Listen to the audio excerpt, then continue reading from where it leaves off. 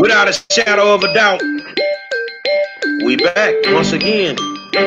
So they got 1,000 different shows come on every day. But we the originator. It's the War Zone. I got my co-host, Donovan Sadiq, the Queen, Demetra K,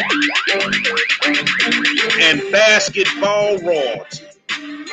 One of the baddest that ever touched the hardwood, man. I could go through all the accolades, but I'm going to just leave it in H-Town. 4 times Wnba champion, Cynthia Cooper Dyke. In the building. With us. In the building. We're going to go in, man. I want to say top of the afternoon to all of y'all. Thank y'all for tuning in. Once again, we couldn't do this without you guys. You make it possible for us to do what we do. I'm gonna tell y'all something, man. We got a lot of guests that came on, got a lot of guests that's coming, you know, in the future. Don King is coming.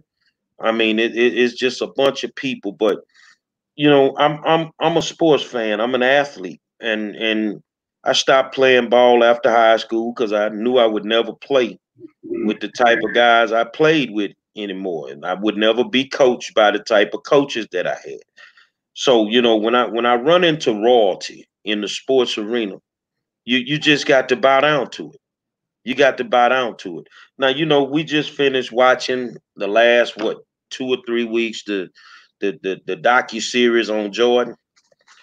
Man, they say Swoops is the female Jordan, and I say that's a lie. I say Coop is the female Jordan. Yeah, she got the rings to prove it. She got all the accolades, and at the end of the day, she done came home again to be the head coach of the TSU Tigers women's basketball team. How you doing, Coach? I'm doing great. I couldn't be in a better city. Love Houston. Love being back home. Love my team. Shout out, you know, during this time we've been a little distance and haven't seen them in a while, but only on the computers. But I'm loving. Everything is great. Man, I tell you something. I mean, when you girls showed up, not girls, ladies, when you ladies showed up and just turned this city upside down. I mean, we ain't never been the same since. And we can always say when folks get to talking about, well, Houston don't have that many championships. Yeah, we got a whole bunch of them. And they come from some bad ladies, man, that could flat out ball. I call it balling out the gym. And from me to you, I don't know what you called it, shooting them threes. I said you were shooting threes from the parking lot. So whenever I knew you were playing, my money was good on the wood because I'm going to win every time. So I'm going to turn this over to Demetra. I'm going to use that one. Good on the wood. It was good on the wood, man, because I ain't lose too much money when you were playing. I was just lovely back then. Demetra, you got it. So once again, I just like to say welcome. And, you know, the little bit of reading I did, because I'm not really into sports, but the reading I did, they did consider you the female Michael Jordan. So I want to ask you, do you like being compared to Michael Jordan? How do you feel about that? I don't mind being compared to anybody. You know, my game is my game. The passion, the energy, the determination I played with, really the championships speak to my dedication to the sport. And that's on every level, you know, from high school to college to pros. You know, we've won championships on every level. So I don't mind being, you know, labeled the female Michael Jordan. You know, I'm all about promoting women, promoting female sports. And if that's how the next generation or some fans are able to connect themselves with women's basketball by comparing me to Michael Jordan, have at it. And besides, you could compare me to much worse. I'm just saying. They might need to compare Michael Jordan to Coop, man. Yeah, from what I'm reading, that's what I was thinking as well. So also, I was reading that I guess the WNBA didn't come into existence. I think it was 11 years after you graduated college. Is that correct? That is absolutely correct. Yeah. Did you ever? Oh, go ahead. So yeah, so I played overseas. By the way, io parlo italiano perché ho giocato in Italia per 10 anni. Allora, cioè, io ho imparato la lingua. So I speak fluent Italian because I played in Italy for 10 years. And I played my first year in Spain. That was the only opportunity for women to play professional sports, was to go overseas and play in Europe. So yeah, I went over there to pursue my dream of playing pro ball. And I was, you know, I was blessed to that opportunity to play in the WNBA didn't pass me by. You know, I thought it would, I thought it might, but I mean, y'all, everybody's comparing me to Michael Jordan when I was a 33-year-old, 34-year-old rookie. Can you imagine me at 26? Right. Okay. 27? I'm just saying. Okay.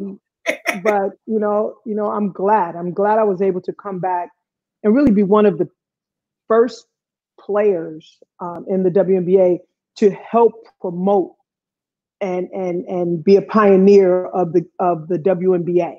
So that, because every game I played like there was a 5-year-old, an 8-year-old, a 10-year-old, a 12-year-old that was dreaming of playing professional basketball, and I was the only game she was going to see. And I wanted to make sure that I took on that responsibility every single game. So did you ever think in the time that you were playing overseas that the WNBA would actually come into fruition?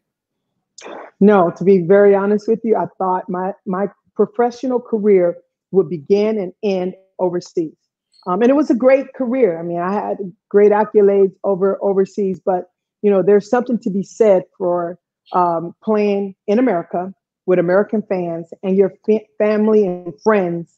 Yes. Participating and watching and celebrating with you. And I'm gonna tell you something right now. You know, I played in Madison Square Garden, love Madison Square Garden, played in the Forum, you know, played in some of the biggest arenas across this country, but there ain't nothing like the Compaq Center and 16,000 fans, all in red, screaming MVP. Yeah. I'm just throwing that out there. Hey, like, it was amazing. Awesome. Donovan? Yeah, absolutely. Like I said, thank you for coming on the show. I've been a long time friend. I don't call myself a fan because that's fanatic. But you were the face of the WNBA for a couple of years. I mean, matter of fact, the whole time you were there. I mean, you won the MVP the first 4 years, and you totally betrayed Los Angeles because we had to go through you guys to get to the championship. So I lost a lot of money, by the way. But let's talk about what a lot of people don't really talk about when it comes to you. In high school, you attended Locke High School before you enrolled at USC. You averaged 31 points a game in high school. A lot of people don't even know that. I mean, that fact came out, and I was like, oh my gosh. And then you go to USC, where you're a part of probably the greatest women's basketball team of all times, playing with Cheryl Miller. And how was that playing with Cheryl?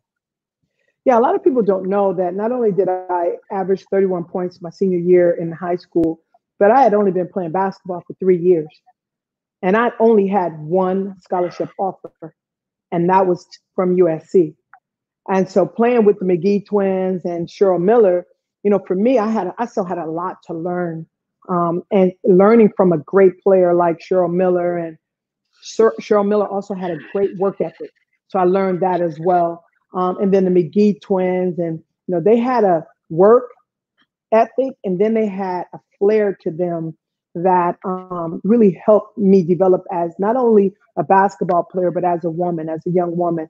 And so USC really opened the window of the world to me. The windows of the world were open because they gave me the confidence to really do and be whoever I wanted to be, that I could write my own story, that I was in charge. I was the author, and that I was in charge of that. So, you know, playing with that level of talent, I got better, and I got better fast because there was no other option, because that's just how talented that team was. Right. And then another thing a lot of people did, and I didn't know this either. This woman here was basically Miss USA because you played in the Pan American Games, the first Goodwill Games. I mean, for like 2 or 3 years, you represented the United States abroad. Tell us a little bit about that experience. Oh, God, there's nothing better than being the best with USA on your chest. Like that, just standing on the podium, receiving the gold medal and proving to the world that you're the best, that the championships and the gold medal comes through your country. And that's really what that was all about. And I'll tell you a really quick story. So my journey to USA basketball was really one that was by chance. So in 86, a friend of mine, Doretha Conwell, was invited to try out for the World Championship team for USA basketball. I wasn't invited, but I wanted to play with Doretha. Doretha was from Locke High School, and she had to go to a junior college. So we kind of missed each other playing in college. So I went out to Colorado Springs. I tried out in an open tryout with 300 people. And long story short, I ended up making the team, and Doretha didn't. So we still didn't get a chance to play together. But that was my start with USA basketball. And then we went on to win Pan American Games, the World Championships. We won the World Championships in the former Soviet Union. We won that gold medal. And then, you know, my USA basketball career really took off from there. And I went from not playing in the World Championships in 86 to starting in the Olympic gold medal game in 1988 in Seoul, Korea. Wow. Well, I'm going to tell y'all something. I used to live in Karen Crow, Louisiana. That's like a hop, skip, and a jump from Lafayette, Louisiana. And I'm sorry, say that name one more time. I lived in Karen Crow, Louisiana. And that's like a hop, skip, and a jump right down the road, maybe a mile from Lafayette, Louisiana. That's like Watts, right? Ma'am? That's like Watts? Like Yep. Watts, LA? Yep. Well, here's the thing. My neighbor was a lady named Loretta Perra. Yep. And her husband or her boyfriend did music, and we would always just run into each other everywhere. And we're still friends till this day. He lives in Houston.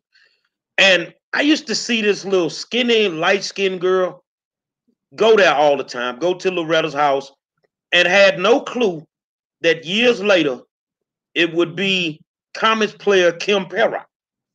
Yep. And what was it like? And I mean, she could flat out ball. I saw her balling at USL. What was it like to play with Kim and then go through what you good people went through at the end with Kim? You know, it was a pleasure. It was an honor to play with someone as gifted as Kim. And the reason it was so special to play with Kim is because, first of all, she was a general, a floor general. Secondly, I almost led the league in steals because Kim Perra would deflect the ball and I would get the steal. I'm just saying. No. So it was awesome. I just saw something on Instagram and they were putting out, the question was, who was the best floor general in WNBA history? And I wrote on there Kim Perra. You guys are leaving her off of this list because she had to deal with Cynthia Cooper, Tina Thompson, and Cheryl Swoops, and get hers. And she had to deal with Van Chancellor and keep the other teammates in their place, in their role, right? And she did that for back-to-back championships. So it was amazing playing with Kim, and it was heartbreaking playing without Kim and living through her passing. She was just a great person. She made people happy, and there wasn't someone too small or too big for Kim. She showed everybody love and attention, and she cherished every moment she had in the WNBA. And I remember our first championship game. She was so nervous. You know, I'm thinking, why are you so nervous? It's a championship game. I guess everybody get nervous. I never really. Anyway, and I said, why are you so nervous? She said, I've never won a championship. I said, you're going to win one tonight. And that's just that's the bond we had. And that's just the mentality that we had as a team. You played for some great coaches from high school to all your international games. You know, what was it like to play for the great Van Chancellor? Well, first I had to understand them. You know, that Southern drawl, man. He told Janetta Kane from Brazil to go up there yonder, go down yonder. She just looked around like, what does yonder mean? I said, go over there, girl. So it was great playing for Van. I thought he was a great X and O's coach, but also a great manager of people. You know, it's difficult to have all of those women in the same place at one time. Then all of the personalities, and you've got to win games, and the pressure of playing the first year in the WNBA without Cheryl Swoops. Remember, she was pregnant most of the year. She only came back the last 5 games. So he handled it well. He's just a great coach, great person. And I just, every year when we had tryouts, I would make sure I would tell all of the people trying out. Sometimes they were, coming from other teams. Sometimes they were rookies. I said, if Coach Chancellor ever challenges you to play dominoes and you agree to play dominoes, don't win because you will get cut the next day. Wow. That's how competitive he was. Not in dominoes, not in spades. That's what we want to welcome you back to the SWAC. I think you had a couple of stops, one at PV, and then you had one at TSU. So if y'all don't understand this, that PV TSU rivalry, no matter if they playing jacks, is serious. It's that serious. So now, you know y'all too young for jacks. Y'all didn't play jacks. If they playing jacks, it's dead serious when you put the Panthers and the Tigers in one room. So I know you coming back to TSU this year, and I think the first year you went back to PV was the very first time that they had ever won a SWAC championship on the ladies' side of the hardwood. You know, I got a shout out to my folk at PV because I got a lot of friends from PV that helped me out in the struggle with the fights with the schools. So I'm definitely gonna show them some love. You know, what's the difference? Not from a coaching standpoint or a player standpoint. What's the difference inside of you between those two great institutions? Well, they're two great institutions that are led by great people, and they have great heritage. And so when you have that type of, you know what, the best thing about Prairie View and Texas Southern is the Black heritage, the Black power, that you feel comfortable in your skin, that you can be great all by yourself, and then you see other people being great that look like you. I love my time at Prairie View. We won a lot of championships. You know, for me, it's all about mentality. It's all about win. It's all about be great. It's all about don't settle for less. Don't give me no excuses. Give me some reasons. Give me a reason you're going to be great today. You're going to succeed today. You're going to pass this test, ace this test, and pass this class, or be great on the court, or be great when you're talking to some young people to motivate them to be great. And so for Prairie View and Texas Southern, they bring out that in our African-American young people. And that's the fire that I feel every time I coach on the bench, or I speak to some of the kids walking around campus. I call them kids because they are to me. But it's just great to see that positive energy and those people hungry, the young African-American population on that campus, hungry for greatness, hungry to make their mark in this world. And I believe that they will. Dimitri? So I want to just take a minute to talk about Kobe for a second. We know before he passed, he was doing a lot to bring a lot of attention to the WNBA. We also know he was grooming his daughter that unfortunately passed with him to eventually play with the WNBA. So what are your thoughts about what he was doing? And is there anybody else that's going to take up the mantle of what he was trying to do as far as bring attention and equality to the WNBA? You know, I think there are a lot of NBA players that could help out with the WNBA and continue to push that that narrative of, hey, You know, women's basketball is amazing. It's fun to watch. It's fun to participate in. And they play their style, but it's still entertaining. I think a lot of NBA players, you know, they ring that bell. They really push that narrative forward. But Kobe was special. And Kobe understood he was special. He understood the platform that he had. And so he exposed his daughter. He understood that he would have to expose his daughter to greatness at a very early age so that she could set her priorities, that she could set her dreams and her goals, and that she could set one goal and then achieve that one and understand that there was something bigger and better waiting. And he did that at a very early age for Gigi. And that's why you saw him taking her to the UConn games or taking her to the Oregon games or aligning her with great players, great college players early on. And then I saw him teaching her how to create space by stepping into the defender and then stepping back and getting that shot off. He was showing her the tricks of the trade, not the fundamentals, not always the fundamentals. He started there, but then showed her really things that some of the players today don't know. So he was amazing, just amazing with using his platform to promote a sport that he respected, that he loved, and that he wanted his daughter to have that same respect and love for it.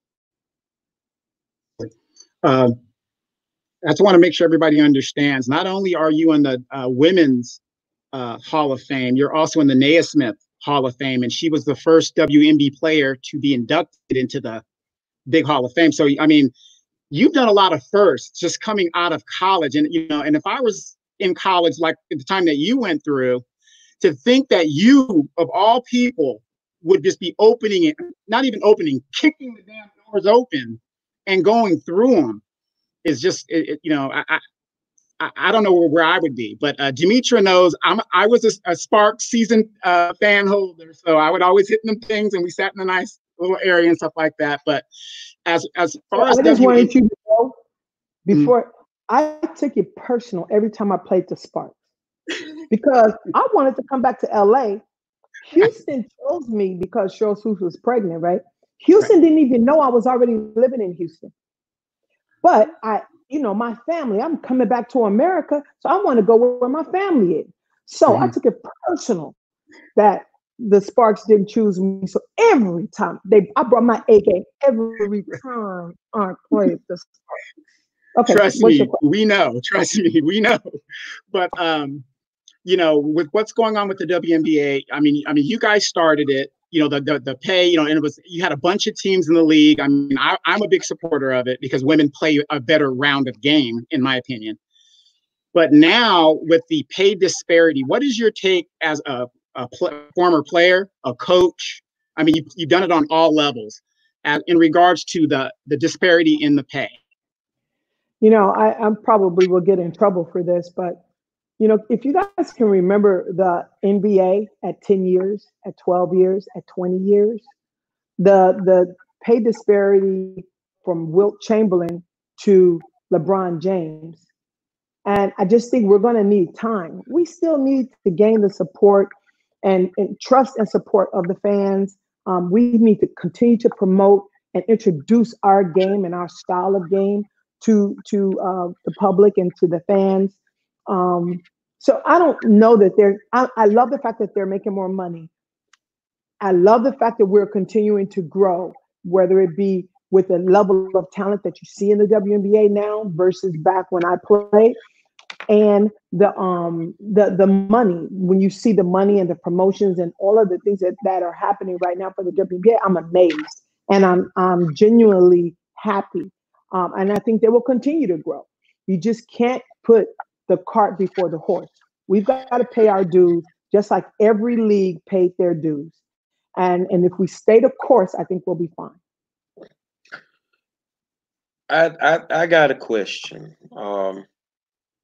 HBCUs are to me some of the greatest athletes in a lot of different sports have come out of HBCUs. Now you're at TSU.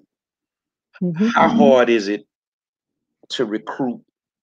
Because this is Nick Strong, who's a big TSU. I think he does baseball broadcasting, but he's a coach over at U of H downtown.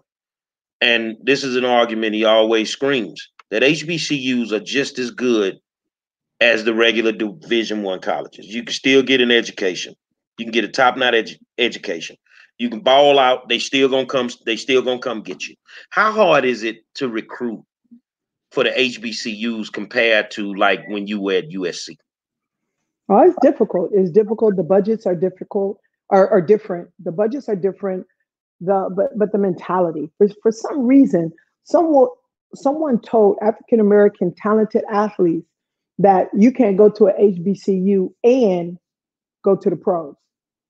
And that's just unfortunate. Also, because you will go to a different school and sit on their bench for 3 of your 4 years, instead of coming to a HBCU and being a star for 3 years, and then going on to your MBA, your WNBA, your 3 or 4 years, whichever. And so for me, the opportunity is there.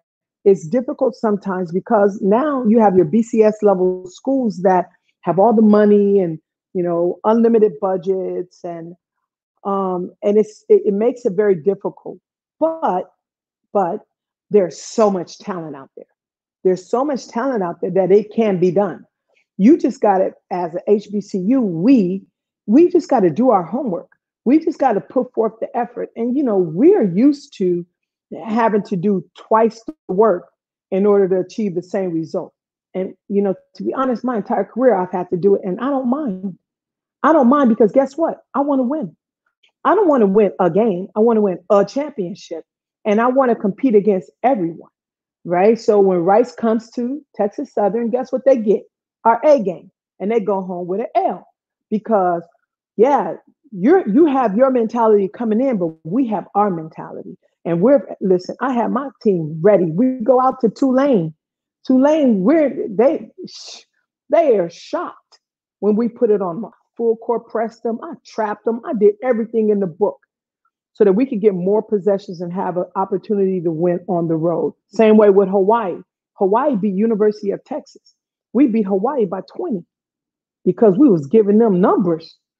We played a matchup zone that they had never seen before. But I remember having to go to my kids and say, hey, stop acting like you're at an HBCU and act like you're on a winning team, that you have the mentality to win, that you have the desire to win, and that you have the skill because you've worked on it, you've practiced, you've been out there at 2:30 in the afternoon running on that hot track and in Houston, Texas.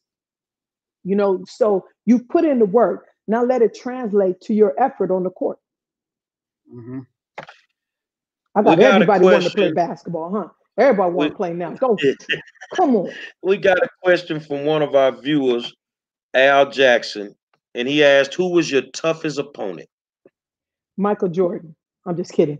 I think my toughest opponent in the WNBA was probably Vicky Johnson.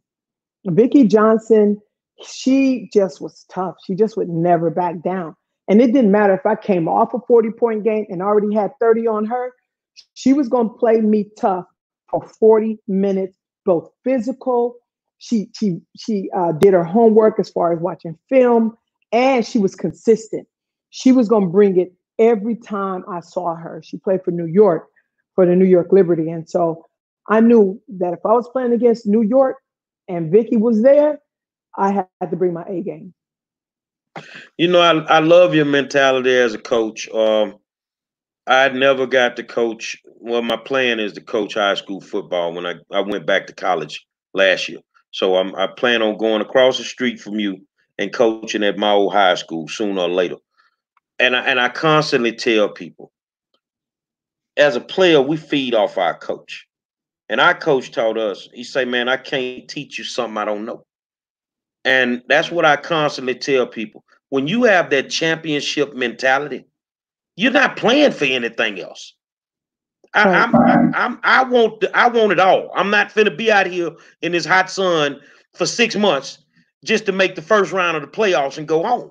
No, I want to win the whole thing. And that's something that you have to drill into your players' heads. But the thing is it's really not hard to do because you can kind of weed them out on their own. They'll weed themselves out. Because if they don't have that mentality, they'll fall off. So you played with some great players. Tell me about that player relationship and the love that I know you had for Tina and for Swoops. Yeah, like, you know, the thing about playing on a team and traveling with a team and going through the ups and downs, not only of a season, but shoot, of a game. And then you've got to go on to the playoffs. And after you win your first championship, now you have this huge bullseye on your back. So literally every team is bringing their best when they play you. You don't have the luxury of having an off night. So Tina Thompson was amazing. And to see her growth from being the first rookie ever chosen in the WNBA to now being a Hall of Famer herself. Cheryl Swoops, from having a baby to coming back in phenomenal shape, to her long distance 3-point shot, to her spin move on the fast break, and her cat-like quickness on the defensive end. So see, if you talk to Coach Chancellor, Tina, Cheryl, really anybody, I ain't really playing no defense. I'm gonna tell y'all that right now. Because guess what? That wasn't my role. My role was to score. That's what I did. Right. You know, well, one of my questions is, like I said, I'm a hardcore Sparks, LA, everything for me. But how did you guys continually rebrand the roster? Because Rebecca Lobo came, Dawn Staley came. I mean, they just kept coming. I'm thinking, isn't there a law against, you know, piling on and super teaming and all that other stuff? I mean, you guys always had the talent and the leadership on those teams. Oh, I always thought that LA, Penny Toller did a fantastic job with having really the best talent in the league every year. They just didn't have me. Anyway, say that in the most humble way possible. No, I think that Coach Chancellor and his staff did a fantastic job with filling the void, filling the need. You know, sometimes it was a post player like Monica Lamb. Sometimes it was a guard like, you know, one of our point guards, especially when Kim went out sick, and Sonia Henning, for example, or Coquise Washington, or, you know, there was always a need, and our staff and really the general managers did a fantastic job with securing those players. They knew what they had in me, Tina, and Cheryl. They needed a supporting cast, Jeanette Arcane, to be around, because they knew certain games it wouldn't be enough just to have the big three. You know, there would be a game plan for those three. We needed some other intangibles to really help get us over the hump. But also, you know, I don't believe me, I don't believe Tina, I don't believe Cheryl came back the same next year as we were the year before. I felt like we came back stronger. We worked on our game. We added things to our game. We perfected things to on our game. And so we actually came back different, because we didn't believe that you could be the same as you were last year and have better results or the same results the next year, right? So we worked and worked and worked. And that's how it came. Look, we had a swag, like we had an energy. When we walked in the gym, we was like, yo, who's next? Like, who got next? Like, what's up? Oh, it's y'all? Okay, let's go. You know, like I tell my players, I was like, if we're playing pickup ball and nobody had jerseys on, you didn't know that this kid was at UConn, or this kid was at Tennessee, or this kid was at Oregon, would they win this game? Not a chance. Not a chance. Because I compete to win in basketball, not just because I have USC or USA or you. I compete because I don't want to lose. Ever. Demetra? So a lot of times people, when they hear of the word coach, they think that person is just dealing with things that go on the basketball court or whatever. But how much of your job is actually dealing with players with their like personal issues outside of the court? Probably 85% of my job is dealing with academic issues, personal issues. You know, sometimes my kids just needed someone to talk to. I'll pull them in the office, we'll talk. I'll see something. I'll be like, one of my players had a, problem with her dad. I was like, don't even think about it. You don't have to ask me, can you go home? Go get on a plane and go home and be by your father's side. You know, another one of my players had a person, we just went in the office and we just sat and talked. We didn't mention basketball at all. So especially with women, I think if you want women to play hard for you, you've got to invest in them off the court. They got to know that they can trust you, that you have their back. Well, I'll ask you a question. Nowadays, it's tough for me to watch the NBA. It's tough for me to get behind the teams that's making the most noise because I call them ready-made teams. And I think that the Jordans and the Birds and a lot of people get a lot of flack because some days they don't respect these super teams that have been put together. The thing that I loved about the Comets is they drafted all of y'all.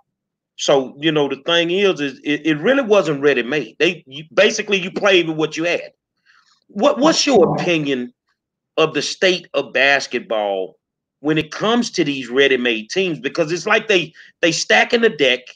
You know, I can't get behind the Warriors because you got enough cap money, so you go buy the best player. You know, I don't think that's the measure of a true championship team. Well, I disagree.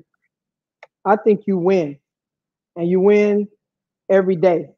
And there's something to be said from about Stephon, Curry knocking down 3-pointers from half court. That don't mean you're a super team. That's skill that he's worked on, and he's worked on his game in the offseason. You know, Durant and how his game constantly rose during the playoffs, and he became a monster, unguardable in the playoffs, for example. Or, I mean, how about my boy Thompson and his 3-point shooting, and how every time you double teamed over here and went and tried to do something special for Curry and Durant, and he's just sitting out there and knocking down 3-pointers, but 7 in a row. You know, that's skill that you've learned. Yeah, you can say that they were a super team, but nobody wanted Curry when he came out. Nobody wanted Thompson. Yeah, they were like, oh, he could shoot. But when you put those things together as a front office, yeah, you say they're a super team now, but Curry barely got drafted. You know, and that's just the truth. He went to Davidson. So, you know, there is something to be said about the work ethic that they put into it. And so I believe this, and this is simple for me. I love the NBA, by the way. Yeah, they could do with some skill work, and they're trying to do that in their, I think it's the D League. They're trying to get these younger players that need skill work to get it there before they go into the NBA. But I'm going to tell you something right now. They are talented. They are gifted. They are athletic. So I'm a fan. I'm a huge fan. And when you start talking about super teams here and there, they still got to get between those lines, and they got to compete every single night, and they got to play an 80-game schedule, and they got to go back-to-back games, and they have to do all of these things and perform in front of their fans on television every night and bring their A game. So, you know, for me, it's worth it. They're worth every single dime. This is my question, and I'm gonna pass it to Demetri. I stopped playing in high school, so I got a chance to play in the 8th wonder of the world, Astrodome. And you played in. I'm having a drink of water on that one. Well, you know, some of our biggest fans at the time, I was a Yates Lion, so some of our biggest fans, because they wasn't doing too well, were Rockets, were Oiler players, and Houston Gambler players who used to come watch this little high school team that would pack about 50,000 on a Friday night in that building. And it was electric when you're standing under that tunnel waiting to come out, and it's 50,000 people out there for you. Yeah. What was it? And I mean, you kind of spoke on it a little bit. What does that compact center mean to you? Because that place used to be rocking when y'all played. Yeah, I mean, it was a responsibility. That's the first word that comes to my mind. It was a responsibility for me to bring my game every night, not to take a night off, because they paid their money to come see me play. I wanted to promote the sport. I played for the little girls. It was a family atmosphere, but it was amazing. I mean, just amazing. The to hear the crowd cheer you on, in the good and the bad. Like, you know, there were games where somebody was sitting on the side, you know, right there on court side, and said, you know, you should have took that shot. I went and scored the next 6 points and said, what are you talking about? Like, what are we talking about here? We're talking about no. And so, but that interaction, that love, that passion for the game of women's basketball, you know, you could feel it in the fans. You could feel it in the arena. You could feel it every single night. And it was amazing to play in front of them and for them. And I really did feel like I was playing for the Comets fans and the city of Houston. Well, I tell you, Houston has a history of something, but I don't think they did it with you. Normally, our sports teams, when people are close to the end of their careers, they find a reason to ship them off somewhere else. The Oilers shipped Earl off. The Astros shipped Nolan Ryan off, and he went to Texas and threw 2 more no-hitters. The Rockets shipped Elijah Wan to Toronto. But that's one reason I love the Comets, because they kind of just let y'all just ride till the wheels fell off. And I appreciate everything that you brought to the game. You made a lot of little girls go to the playground to work on their game. I seen it being done. I want to be Coop. I want to be Coop. I want to be Cheryl. Well, just keep going to the playground. You gave a lot of little girls all over the country a lot of hope. And now we're seeing the byproduct of it, because you can go to a college girl game, women game, and it'll be crunker than the men's game. So, you know, I love it. I love the fact that finally, you know, you can go through college and play your career, not have to worry about when you get out. Do I have something here? You don't have to. You got something here now, and we all have to fight to make sure that the WNBA doesn't go anywhere. We have to make sure that it stays surviving, because it has helped a lot of little girls who ended up being the Coops and the Swoops and the Teresa Weatherspoons. It gave them somewhere they could be, and they didn't have to get on a plane to go and do it. Yep. Demetra? So I could tell you have this championship or bust or do or die attitude. And I know you have it off the court as well as on the court. Can that be taught? That's a great question. You know, I don't know that it was taught to me, but I've always had it. And I didn't develop it because I was winning championships. I developed it because I grew up in Watts, and I didn't know where my next meal was coming from, and I was hungry. And so I was hungry to eat, and I was hungry to win, and I was hungry to survive. I was hungry that the only chance that I would have to further my career, to have a career, was to further my education. The only way I could do that was to get a scholarship, because we didn't have the money. So I think you can teach love of a game, love of something, but you have got to determine, what is your why? Why are you doing this? Why are you here? What's in it for you? What's going to make you bring your A game every single day? And when that happens, you know, I tell them, why aren't you practicing hard every single day? And they're like, oh, because I'm a little tired, I'm a little sore. I said, well, if you worked through that fatigue, then that's all your body would know. Your body would only know how to go hard. It would only know how to fight through it. It would only know how to knock down that jumper. It would only know how to be great. And so when you need it and you really didn't feel like it, your body would do it automatically, because that's what it's used to. It's used to feeding, eating. It's used to being at the top of the food chain. That's just who I am. And I got that from Watts. All right. A lot of people on the thread are wondering, do you see yourself aspirations on becoming the first female head coach in the NBA, or do you have aspirations to coach in the NBA? That's a great question. I would love to coach in the NBA. I think I could really develop some of these young players, especially with my mentality. You know, I have more of an NBA male mentality than I do, you know, a female WNBA mentality, so to speak. But I'm going to tell you something right now. I will teach them. I'll teach them my in and out move. I'll teach them my little flinch.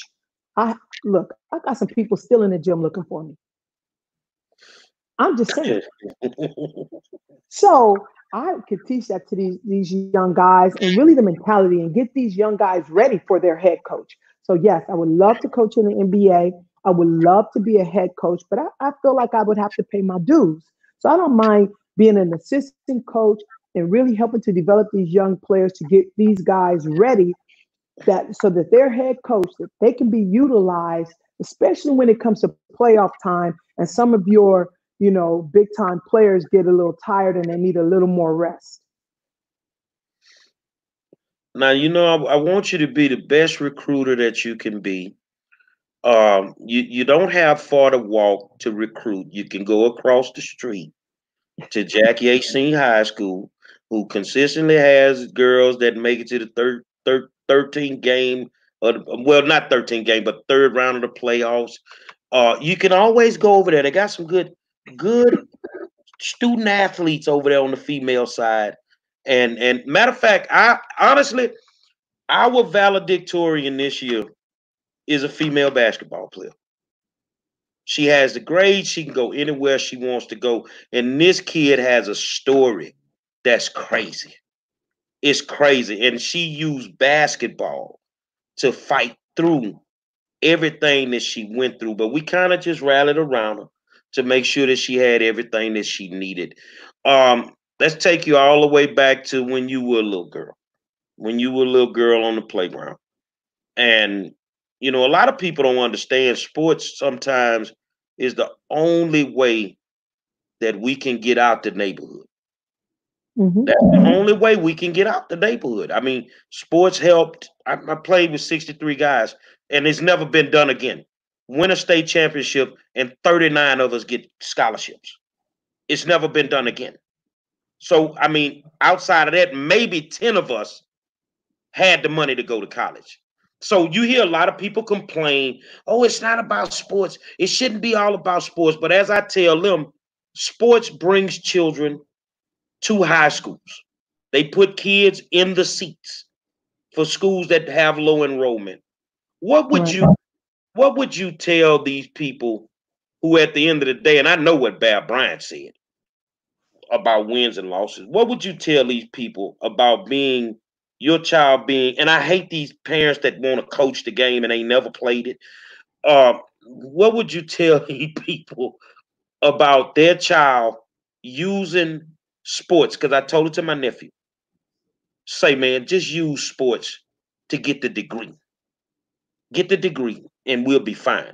But he ended up being a hell of a college athlete. What would you tell a parent about using sports to get to that next level? Well, it's not all about sports. You're using sports as a vehicle to achieve your dream.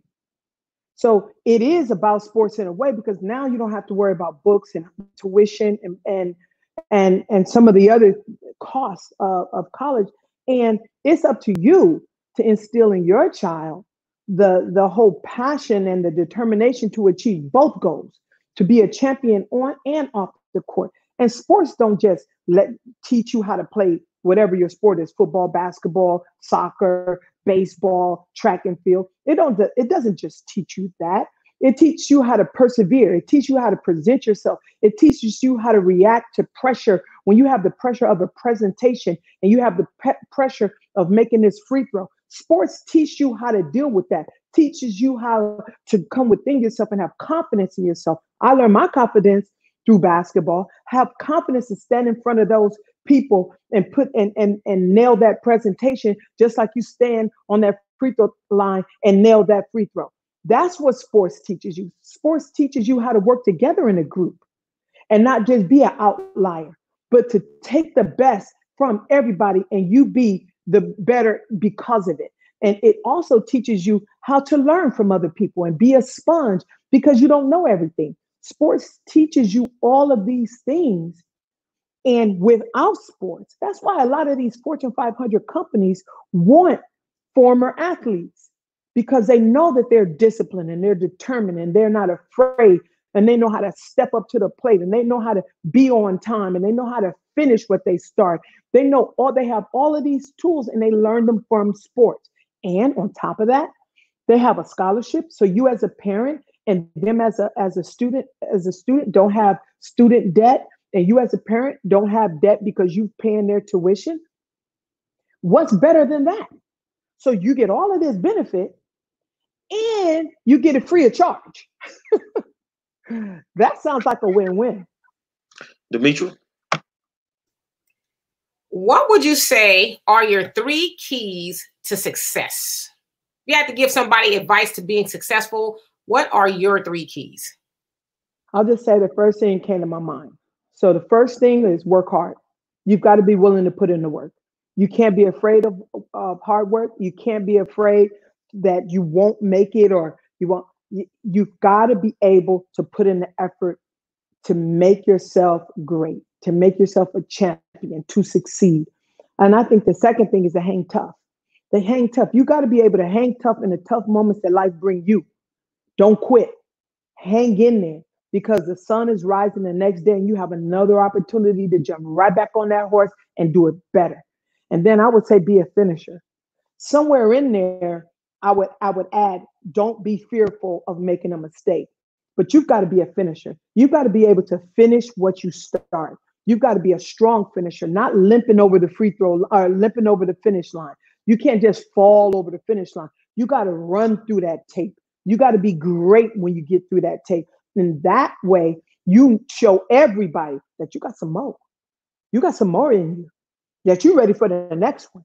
And so I would say work hard, hang tough, and definitely go the distance and be a finisher. But I think nowadays, the young people this day, I'm just going to add one more in there. You cannot be afraid to fail. Because I was never perfect, because I started playing late, I wasn't perfect. I needed to learn as much as I could. And so I had to fail a lot, especially at the beginning, so that I can learn from the things that I didn't do well, learn from the failures, and make an adjustment, do it better the next time, And then I became a Hall of Famer. I didn't become a Hall of Famer because I never failed. I became a Hall of Famer because I got up, and I kept getting up. And I've been getting up all my life. That's what greatness is. I'm sorry. I feel like I got a little preachy there, but amen. No. That's just the way the champions talk. Yep, that's it. That's just the way that they talk. And to answer Demetri's question about, putting, how can you develop a champion? I've never coached on that level. I coached youth ball. And even when I was in youth ball, I was relentless as a coach. I couldn't understand it, to where I joined one league, American Youth Football, and sent the defending national champions in my division an email before the year started. Meet me under the lights in Miami at the end of the year. And at the end of the year, we were under them lights in Miami, and they showed up. And that was probably the greatest game that the president, Joe Gallat, who was a former coach of the Houston Oilers, he said, I've never seen a team play like that. And I say, well, welcome to Texas, homeboy, because we don't understand nothing else. So, I think champions are bred. I think they're bred. When you're coached by Cynthia Cooper, when you walk in the gym, you already know the expectations are high. She's not there to play with you. Mm-hmm. She want it all. And if it ain't what you want, and y'all from Southern Cal, you know what Warren G used to say, that we want it all, brand new socks and drawers. We want it all. So, if you don't want it all, don't show up at this gym. Don't show up. And that's the way our coach was. He not going to play the game. You could come out there in the summer and see 300 kids by themselves with no coaches. Getting better every day. You're going to put the work in. That's all it boils down to. Champions work hard. Hard work beats talent when talent doesn't work hard. Amen. Dimitri, final question for Super Cool. I don't have a question, but I see why they call you Super Cooper. I am totally inspired. And I love asking guests, what are their 3 keys to success? And everyone that I've asked that so far, their number 1 has been hard work. And I can tell just by listening to you that hard work has most definitely driven you to this point. So I look forward to seeing what's next from you. Donovan? Absolutely. Now, again, thank you for being on the show. I mean, come home to LA whenever you're in town. You're always going to be welcome here. But you've been married now. You're a Hall of Famer, and you have twins. Are we going to see a Dyke in the WNBA one day, or maybe in the NBA? I hope so. My daughter is actually going to play basketball at Furman out in South Carolina. My son, my daughter is going to major in both physics and engineering. So not just basketball. She's going to go there and become a mechanical engineer and have a degree in physics as well when she leaves. And then my son is going to Pepperdine. He's going to be a business major. He's amazing with his 4.3 GPA. It's just, he plays tennis. He's a lefty in tennis. He also plays basketball. So we'll see which one he actually plays when he's there. But I'm thoroughly excited and just blessed, blessed that I have amazing kids. And they're just, they're the joy of my life. I love them to death. Yes. Well, if anything, they get it from their mama. Well, I want to thank you for leaving it on the court, because before you young ladies showed up, we were going through it in this city, and you brought them ticker tape parades 4 straight years in a row, and you gave us a reason to chill. It mattered if they were ladies; they just balled out, and that's what it was. And when you say you walk in the gym and you just like, who next? That's the attitude you got to have. That's the attitude you got to have. And, I tell you what, I was in that Compact Center many nights with y'all, and I can't wait until that H&P Arena get to rocking like the Compact Center, because it's going to be crazy. It's going to be crazy. And I thank you. And tell Cheryl and Tina they welcome to stop by anytime they get ready. I will definitely tell them. Thank you, Coach, so much for all the great memories, for all the championships, and wish you luck. We get through this pandemic. Wish you luck on this season.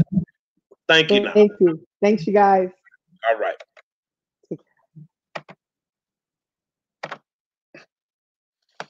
Man, oh man. When you're talking about championship mentality, I would hate for her to be my mama. Because you can't quit. Probably great as a mom. She's gonna give it to you as a coach, man. Yeah, exactly. But I'm just saying that. And you know what? People don't understand. You can relate to somebody like that if you've done what they've done on any level. Being a champion is hard as hell. One of the hardest things you'll ever do, Dimitri, is beat a team twice in one season. So in basketball, you're going to see these teams multiple times.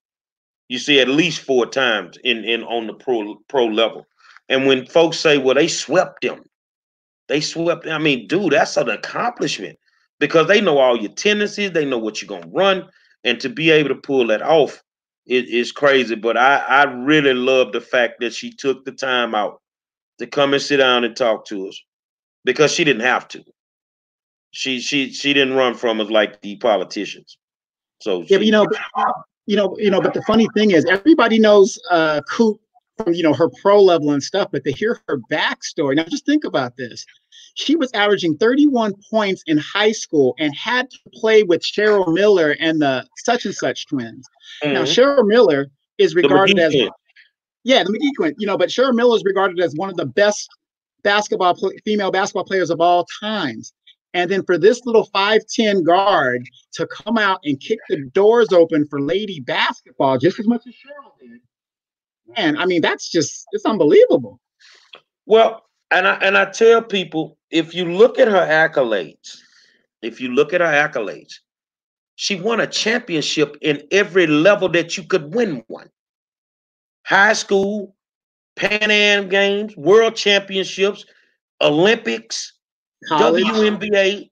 I mean, everything. Mm-hmm. And even Jordan can't say that. Hello. Oh yeah, yeah. I mean, humble, down to earth. I mean, you know, you can't be you can't ask for more in a coach. And you know, I really do feel somewhere along the line, you know, she's going to be coaching in the NBA. She can handle it. Trust me, she can do it. Demetri, what's your opinion? You don't do sports. Y'all want some calories and apple juice? I need all my calories. The look on y'all faces is just like it's actually pretty good.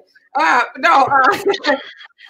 I watch sports every once in a while. I don't have TV, so you know the story.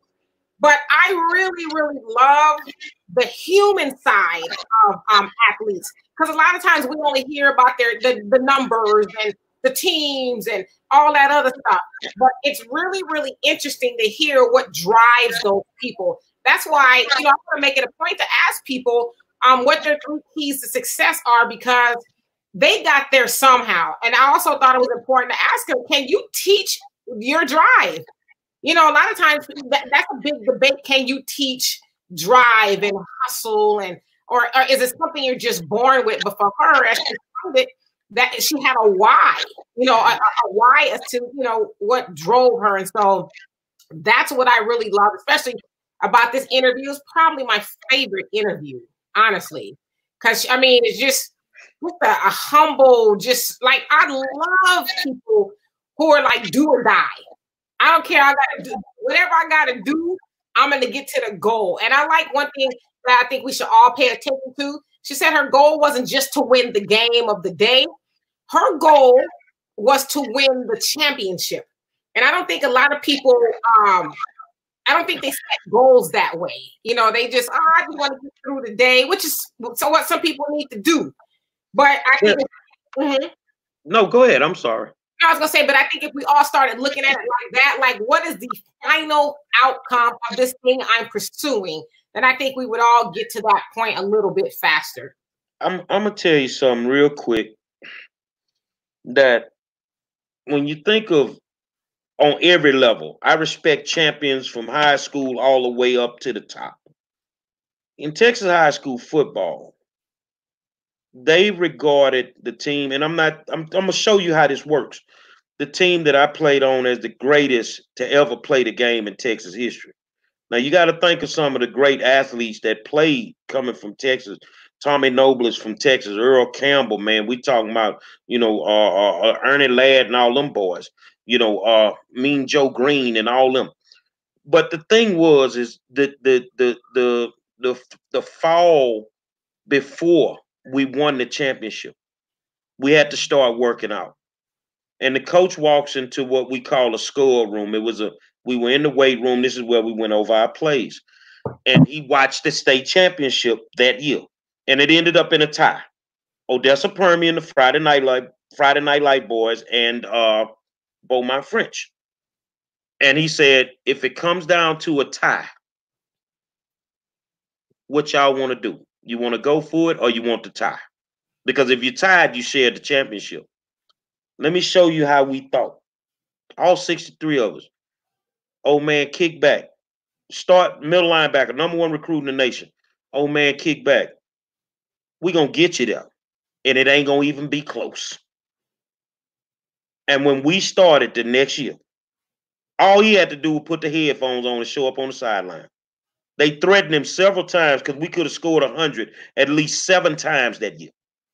Easily could have scored 100.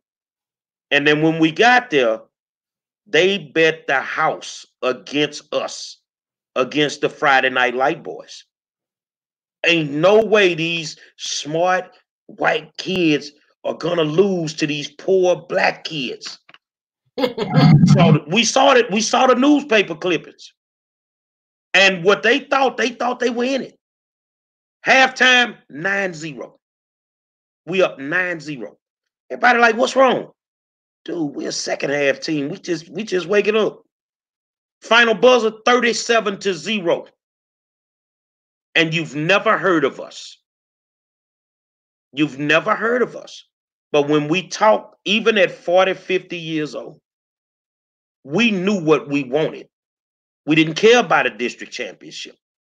You know, you see how y'all used to wear your boyfriend's jackets, Demetra, in high school with all the footballs on them and all that. We squashed that on ours. We put one big state of Texas patch on the back. Because in order to have that patch on the back, you had to go through all them little footballs on the arm. And that's the way it is. So when she's speaking, when Coop was speaking, I could feel that. Because when you hit the court, the field, whatever, if you're going to talk like a G, you're going to have to walk like one. You're going to have to walk like one. And you just going out there to, if I played your nephew or your niece in PlayStation 5 right now, I try to beat the hell out of them. Because I don't like to lose. Champions do not like to lose. And they don't make excuses. So could you imagine being a little league coach in a park? You know how as old people we get to reminiscing, oh, I went to Sterling, I beat Jones, and I beat this one, and then they would look at me. I really don't have no conversation for none of y'all because I beat all y'all. We were 16-0. So she got that swag about her. So I can imagine, you know, Swoops was cocky anyway. Cheryl Swoops was cocky anyway. Tina Thompson seemed like the quiet assassin to me. But, you know, I love the interview. And most of the times when you run into these pro athletes, they are just like her. They're easy to talk to. Because a lot of them have been through hell to get to where they at. They done been through hell. Final words, Miss Demetra. No, I agree with you. Like I said, I'm inspired. It's just awesome, especially too, to see, you know, Black women, because, you know, Black women in general, we got that go-getter attitude, but just, you know, to see it on her level, you know, I'm believe it or not. Final words, Mr. Donovan. Like I said, Demetra's a witness. I had season tickets to the Sparks. We would go and then check them out. So I just want to say this to the fellas out there. And I made this mistake when I was in high school. There was this girl. Her name is Cheryl Miller. And she was out there at the gym with us trying to play with the boys. And me being as I am, I said, nah, she ain't going to take me. This girl took me to town. And her kids, and I think she's in Texas and Dallas right now too.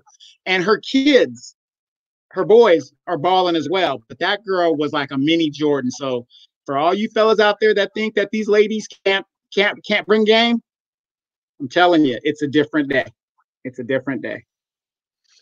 Now tomorrow we're gonna go free fall. What y'all want to talk about? Let's ask the audience. What would y'all want to discuss? What would y'all want us to discuss? You got some ideas, Demetra or Donovan? I actually have two ideas. Well, one, I saw this meme. I mean, if we want to kind of get, it's not really trivial. I think we should discuss it.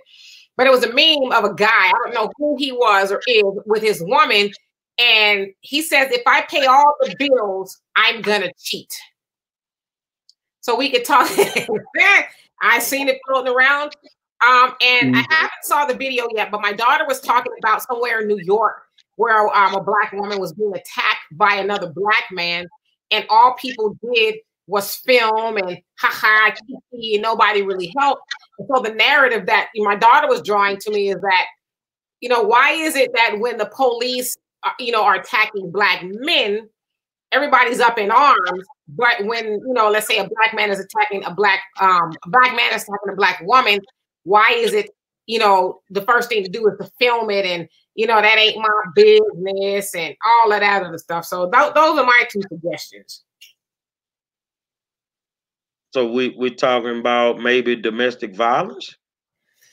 I don't even know. Are you just talking about just the fact that they filming while a Black woman is being attacked? Being beaten down. Right, like, yeah, we can talk about that. Yeah, I won't cut for that. Okay, well that's what it is. Let's roll with it. Let's do that. So and then we'll come back Hold on a second, you guys. Hold on. We'll come back.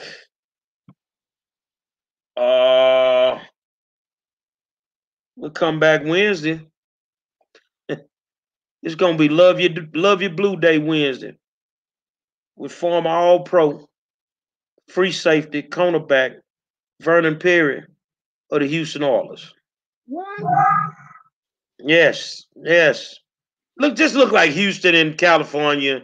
You know, in 1975, he picks off 4 passes on Dan Fouts in a playoff game. You know, so he'll be here to talk about it. Look, the name haunts me. I remember the name. Oh yeah, Vernon Perry will be in the building with us, man. So that's what it is. Tomorrow, Demetri got the subject matter, and we're gonna go at it. How in the hell could you stand there and film while a black man is attacking a black woman and do nothing? You a punk. And I'm serious about that. And that's the way that I feel about it, man. Because nothing else you can say. And I hate it. But Facebook will block us for speaking the truth. But they won't block them videos. I better be careful because they might try to block me now. You sat through another war zone with my co-host Donovan Sadiq, the Queen Demetri K, and our guest tonight, 4-time WNBA champion, Hall of Famer, Cynthia Dyke. Make sure you go get your tickets to them TSU women basketball games. It's gonna be off the chain, baby. And you know me, I'm the 5-star general. I see you tomorrow at 7 o'clock.